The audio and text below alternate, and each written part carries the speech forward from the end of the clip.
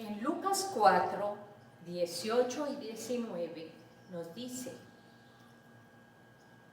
el Espíritu del Señor está sobre mí, porque me ungió para evangelizar a los pobres, me ha enviado a proclamar libertad a los cautivos y restauración de vista a los ciegos, y enviar de libertad a los oprimidos, a proclamar el año favorable del Señor.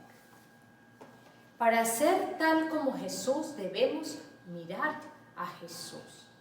David Livingstone fue el primer médico misionero que vivió una vida en la forma tal que Jesús le hubiera gustado que viviera. Se crió en Escocia y a los 10 años entró a trabajar en una fábrica para hilar algodón, desde las 6 de la mañana hasta las 8 de la noche. Luego recibió entrenamiento como médico misionero y se fue al África para llevar las buenas nuevas de Jesús y ayudar a poner fin al trabajo de la esclavitud. Hay millones de cristianos en ese continente. Livingstone vivió una vida de sacrificio y de bondad. Dejó atrás muchas veces todas las cosas que le gustaban por ir al África, inclusive a su familia. Era un hombre de oración y de fe. Murió en África mientras oraba de rodillas. Dios desea que vivamos una vida como la de David Livingstone, para quien puso la voluntad de Dios por encima de sus propios deseos. Cuando Jesús estuvo en esta tierra, dejó muy claro que Él había venido para ayudar a la gente y marcar una diferencia, tal como Jesús. Su ejemplo debe de ayudarnos a entender cómo desea que vivamos en este mundo. Cuando Jesús iba a Betania, le gustaba descansar en la casa de Lázaro, Marta y María. Allí Él tenía atención y amistad. Debemos vivir en hogares donde no haya lugar para las peleas, palabras duras o airadas, donde servir a Dios se manifieste en amor en todo lo que decimos y en todo lo que hacemos. Un ambiente donde el amor es la base de todo y donde es lo que somos y lo que hacemos. De todos debemos ser cristianos, que sí significa imitadores y seguidores de Jesús. Debemos ver a Jesús. María de Betania, María Magdalena o María de Magdala, la indujeron a pecar y ella a guardar el secreto.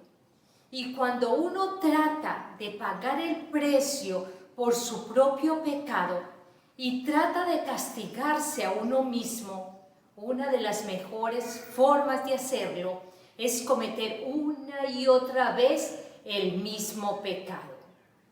Así que María Magdalena estaba en aquel lugar cuando ve que llega un predicador. Este predicador no llega a una sinagoga, este predicador llega al aire libre. Ella lo ve, no le dice nada, se queda apartada hacia un lado y luego ella se acerca mientras escucha lo que este predicador dice. Mateo 11:28. Venid a mí todos los que estáis trabajados y cansados, que yo os haré descansar. No he venido a llamar justos, sino al arrepentimiento. Al que viene a mí, no le echo fuera.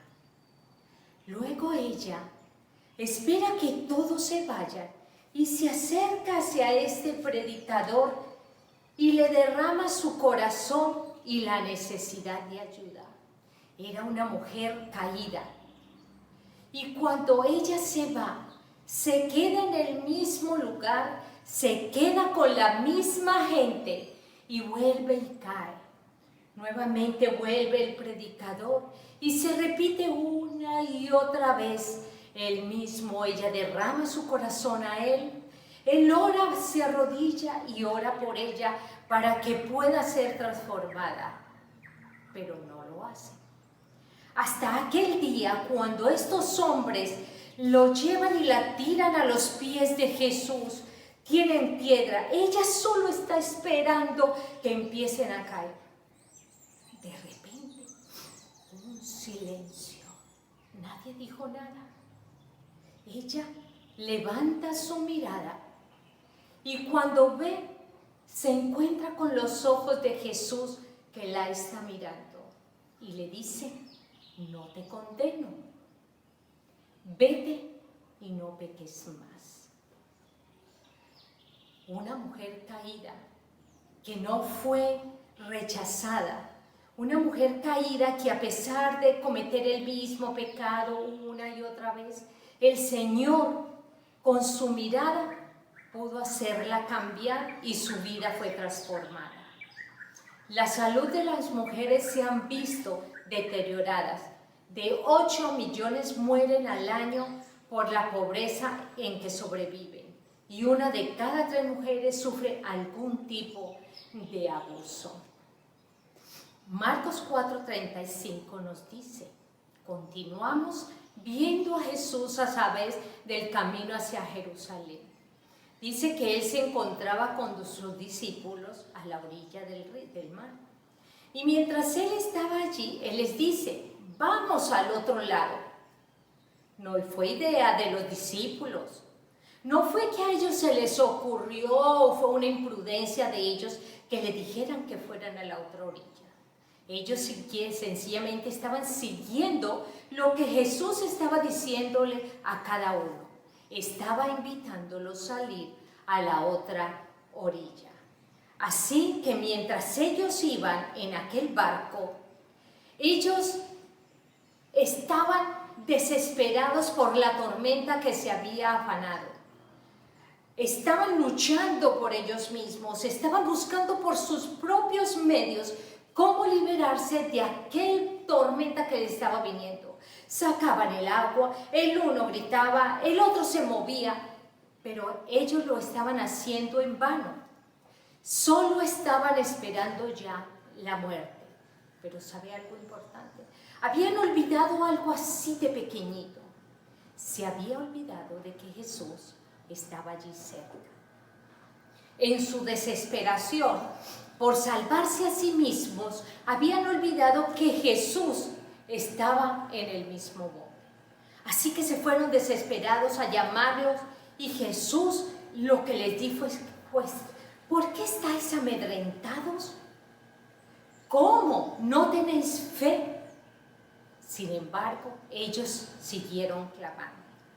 Jamás un alma desesperada que eleva su clamor al Señor ha sido desatendida.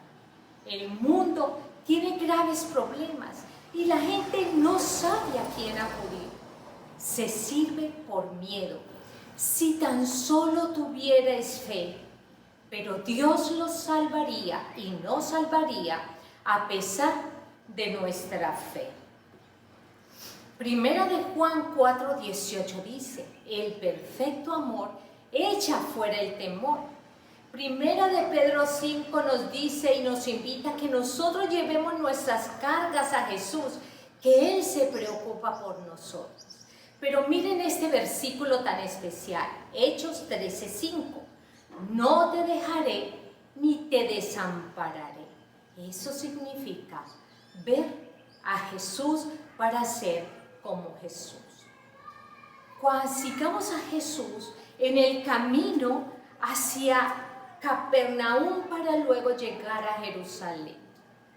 Cuando Jesús llegó a Capernaum, cuando estuvieron en las casas y en los sitios de descanso, Jesús se da cuenta que mientras Él va caminando, un grupo de sus discípulos va quedándose atrás. Cuando llegan a un lugar donde iban a descansar, Jesús les pregunta, ¿qué estabais hablando mientras se quedaron atrás? Ellos sencillamente pues no hicieron nada, se disimularon, pero ninguno dio una respuesta. Ellos callaron. Los discípulos habían estado 3 años con Jesús y declaraban su fe. Ahora hablaban en voz baja, se quedaban atrás. ¿Acaso necesitaban saber que estaban lejos de Dios y lejos de Jesús para poder seguir pecando. ¿Qué pasa cuando ya llegaron al lugar, a la casa donde iban a descansar? Jesús vuelve y les pregunta a ellos qué era lo que estaban hablando en el camino y que se quedaban atrás. Ellos permanecieron callados. Pero Jesús le dijo, el que quiere ser el primero debe ser el siervo de todos. Así que ellos empezaron a disimular, jugaban con el piso, pero no quisieron decirle a Jesús. Pero Jesús no los condenó por su pecado de orgullo. Ellos habían recibido la orden de ir. Como dice Lucas 4:18, dice, para llevar las buenas noticias a los pobres, proclamar libertad a los presos, dar vista a los ciegos, poner en libertad a los oprimidos y anunciar el año favorable al Señor. Dar libertad a los oprimidos y maltratados, aquellos que sufren violencia doméstica, crueldad de toda clase de esclavitud. Estaban para sanar a los leprosos e intocables y aquellos que padecen SIDA. Para ver a Jesús necesitamos ser tal como Jesús. Mientras continuamos el viaje con Jesús, Él llega a un templo. En este templo, Él ve que entra una mujer muy pobre. Se acerca al lugar donde va a colocar su ofrenda. Mientras Jesús la mira, Él debe sentirse feliz de ver la fe de aquella pobre mujer que solamente traía 3 blancas para colocar. Él debía sentirse emocionado al ver Jesús la fe de aquella mujer. Debe haberse reconfortado al ver la viuda lo que escuchó y el comentario de Jesús. Jesús frecuentemente expresaba palabras de aprecio y palabras de ánimo, y esta viuda debió de salir del templo con un paso más ligero y un corazón lleno de esperanza y con suficiente amor para enfrentar un día más. La revista Señales de los Últimos Tiempos del año 1889 dice: deseamos practicar una religión que ofrezca consuelo, que manifieste gozo, paz y amor para recordárselo a otros. Nuestra religión debe ser de tal carácter celestial que impresione al mundo con el hecho de que hemos estado con Jesús y que hemos aprendido de Él. Ver a Jesús. Mientras Jesús continúa su viaje, entra a Jerusalén y está caminando por la puerta de las ovejas. Allí hay un estanque grande con mucha gente a su alrededor. Y hay un hombre que lleva allí 38 años. Él se acerca, lo ve, y él no le pregunta si quiere ser sano. Él lo ve y no le está pidiendo que tenga fe. Solamente le ha hecho una pregunta y él da otro tipo de respuesta.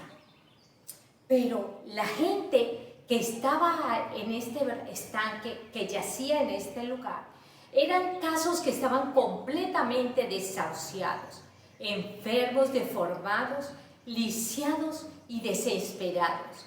Sus familias y amistades los habían llevado a ese lugar como último recurso. Algunos habían arreglado hasta albergues improvisados para permanecer allí, porque no podían estar con sus familias. Habían caídos, dolientes, abusados a lo más débiles, pobres, incrédulos, desventurados, viudas, hijos de adoptivos, ancianos, ciegos, inconversos, una cantidad de personas que necesitaban de la ayuda de Jesús y de sus discípulos y que en este momento deben de hacer nuestra ayuda. Podemos decidir entrar a una relación con Jesús, seguirlo y someternos a su verdad. Recordemos que nosotros no nos podemos salvar a nosotros mismos. Podemos muchas veces unirnos a los griegos en el deseo de ver a Jesús para ser tal como Jesús. ¿Qué sería ver a Jesús al aumentar las sombras de la tarde por el pequeño paisaje de nuestra vida? ¿Qué sería ver a Jesús para fortalecer nuestra débil fe, para el último conflicto en esta lucha mortal? ¿Qué sería ver a Jesús en todos los necesitados? Fortaleza, gozo y disposición se añaden al contemplarlo. ¿Qué sería ver a Jesús muriendo, levantado y suplicante? Pronto vendrá y terminará esta noche mortal.